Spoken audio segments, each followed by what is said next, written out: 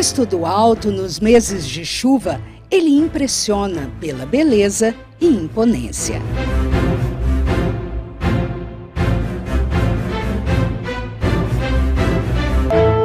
O Rio Preto nasce em Cedral, corta a malha urbana de São José do Rio Preto, onde é represado, constituindo dois lagos denominados Represa Velha e Represa Nova.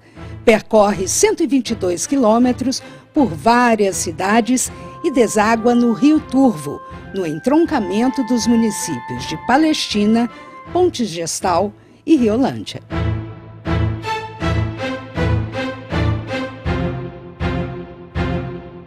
Composto por vários córregos que desaguam no Rio Preto, Macacos e seus afluentes, da Lagoa e seus afluentes, Aterradinho e os seus afluentes, forma assim a represa de abastecimento de São José do Rio Preto, responsável por 30% do consumo.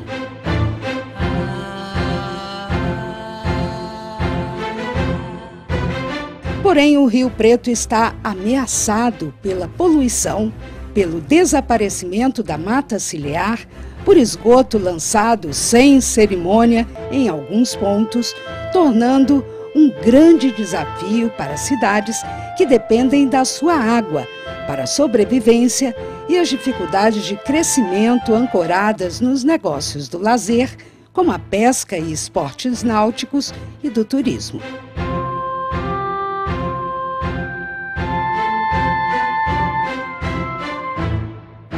O drama desse guerreiro ganhou as páginas dos jornais em setembro de 2013, quando, num mutirão de limpeza organizado pela Secretaria Estadual de Turismo e parceiros como Senac e Rotary, descobriram que era possível caminhar sobre o rio esmagado por lixo e garrafas PET.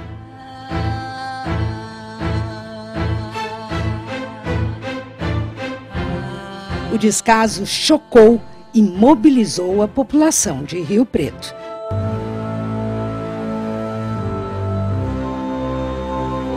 Quando a gente fala em crise hídrica, a falta de água, nós falamos de um recurso que até então não era comum a gente ter esse olhar, né? Porque abrir a torneira, abrir o chuveiro e ter água em abundância sempre foi a nossa rotina. A partir do momento que a gente começa a falar, né, de algumas regiões com falta, evidentemente, de água, a gente começa a valorizar aquela gota, né, a gota que cai, a torneira que você abre e jorra água. Então, esse olhar para a crise, esse olhar para a valorização do recurso, esse olhar para as nascentes, esse olhar para o rio, tudo tem um sentido, né? Então, num primeiro momento, nascente de rio, poucas pessoas conhecem, as pessoas não sabem que ele nasce pequenininho, que ele vai aumentando, né, através de seus afluentes e principalmente através da preservação, vamos dizer, do uso e ocupação do solo. Então, a gente tem uma devastação territorial e, consequentemente, as nascentes nos nossos rios passam por um momento de grande dificuldade de tomar força e ter um rio com o seu trajeto, com o seu leito, com mata ciliar, enfim. Eu acho que o momento é propício para isso. E mais ainda, as pessoas falam em mudança. Nós precisamos de mudanças, né? Todo mundo sabe que o planeta passa por uma fase turbulenta em relação a clima, em relação a solo, em relação à água. Mas quando nós somos convidados para essa mudança, imediatamente nós aceitamos, mas quando somos convidados para mudar, entra a nossa dificuldade, né? Mas o que eu posso fazer? Que mudança é essa que eu tenho que promover no meu dia a dia para que seja mudado alguma coisa que nós identificamos como sendo problema? O rio que corta a cidade de São José do Rio Preto, quase sem mostrar-se, também deu sinal de alerta na seca de 2014, quando um pedaço do cartão postal da cidade secou. Estamos vivendo nos últimos 4 a 5 anos um período crescente de imensa seca.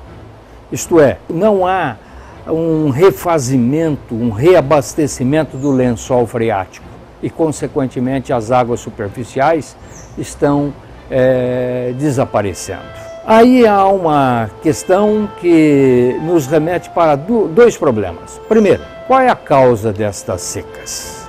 Aparentemente a ciência não descarta que essa questão pode ser uma questão de natureza geológica, isto é, de tempos em tempos, a cada centenas de milhares de anos, o mundo passa por um problema de seca.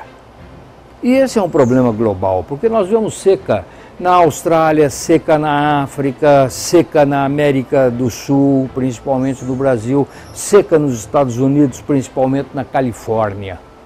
Então, é um problema que aparentemente é cíclico. Mas há também um problema com a influência humana, porque nós acabamos com as matas ciliares, nós sufocamos as pequenas minas, o abrotamento das águas subterrâneas para formar os rios, com uma agricultura agressiva, com a vontade, uma ganância imensurável de aumentar a área agriculturável. É preciso que a população desperte, cobre os governantes, se cobre a si próprio e aos seus assemelhados, para que não se jogue lixo no meio ambiente, porque eles, de certa forma, nas primeiras chuvas, irão ser carreados para os rios, para as nascentes, sufocando-as, poluindo-as e prejudicando a vida aquática e a vida do próprio homem. Portanto, é necessário que se desperte a consciência para a preservação da água, que nós tenhamos despertado este sentimento de que água é vida, sem água não há vida. Dependemos de cada um de nós, que cada um de nós possa fazer a sua parte. Não é necessário mais do que 5 a 6 minutos para um bom banho. Isto economiza água e isto é economia de energia elétrica. Lembrando que a nossa energia elétrica provém na sua maior fonte de recursos hídricos. Portanto, a situação hoje não está apenas na mão dos governantes, está na mão de todos nós. Para manter a oferta de água e uma água de qualidade, os investimentos são cada vez mais elevados. O preço da água é muito barato. É um convite ao desperdício. Até hoje, todos nós, todo cidadão brasileiro, ele foi educado, ele foi conscientizado de forma a pensar: eu abro a torneira, sai água, o Brasil é um país muito rico em água e nós nunca vamos ter problemas de água. Nós sempre fomos educados assim. Mas a história está mostrando que a coisa não deve ser tomada ao pé da letra, dessa forma. O Brasil tem muita água? Tem. O Brasil tem 12% das reservas renováveis de água do planeta, quer dizer, água de superfície. Vai para o mar, do mar volta através de chuva, alimentando rios e essa coisa toda, cerca de 12%. Só que esses 12%, a maior parte desses 12%, a maior parte está em regiões onde a demanda de água é muito pequena. A população é pequena e a demanda de água é pequena.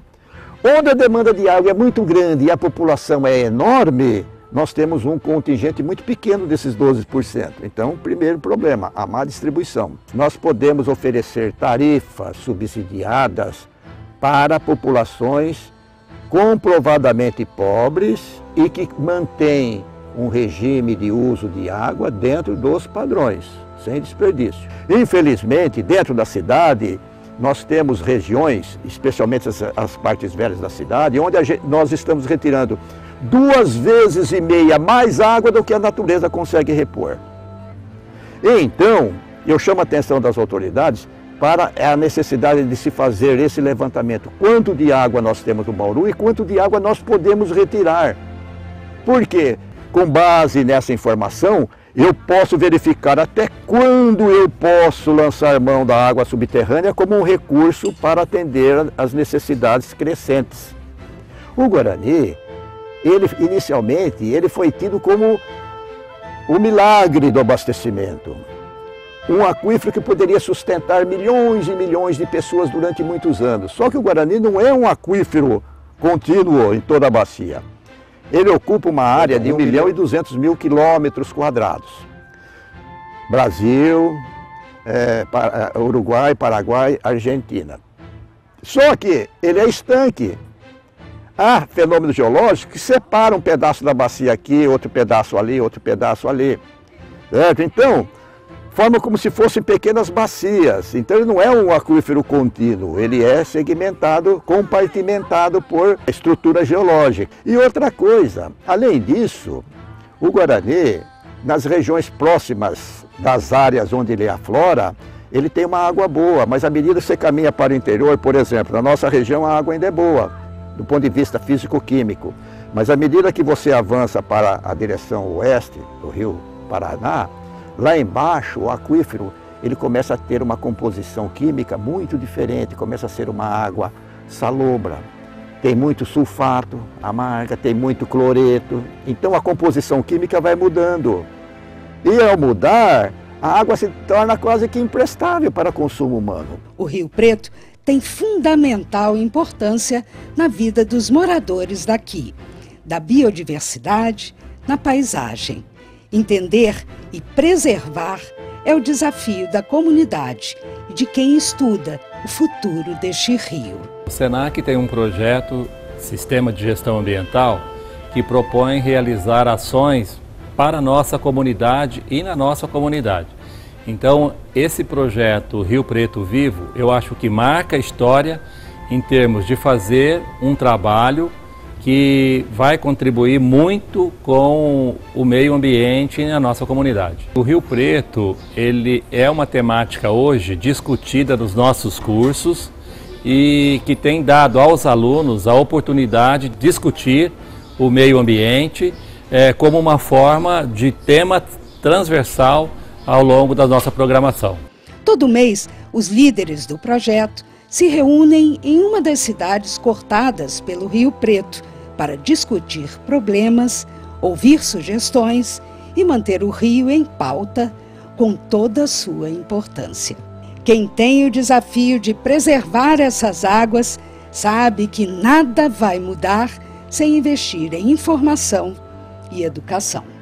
A questão de educação, a questão de eventos envolvendo mais o Rio Preto, que é um rio de extrema importância ecológica, como já foi aventado, já foi mostrado, isso precisa continuar, não é de uma hora para outra. E os órgãos públicos, a escola, enfim, ela está aí para fazer independentemente de verba. Quanto custa a gente colocar alguns alunos da rede pública e privada dentro de um ônibus, com sacos para recolher aquele lixo todo ano? Quanto custa isso?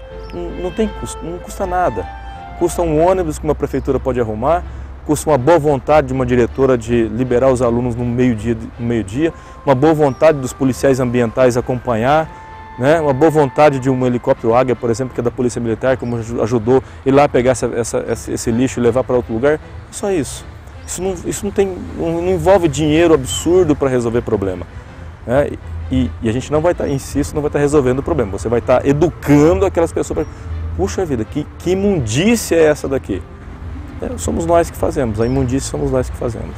Nós estamos trabalhando junto desde 2013, porque quando surgiu a proposta da limpeza do rio, o Rotary entendeu que sem a educação ambiental não adianta fazer a limpeza. A preservação, ela começa com a educação. Mesmo que se limpar totalmente o rio e não se trabalhar com a educação, o rio não tem futuro. A população não vive sem água.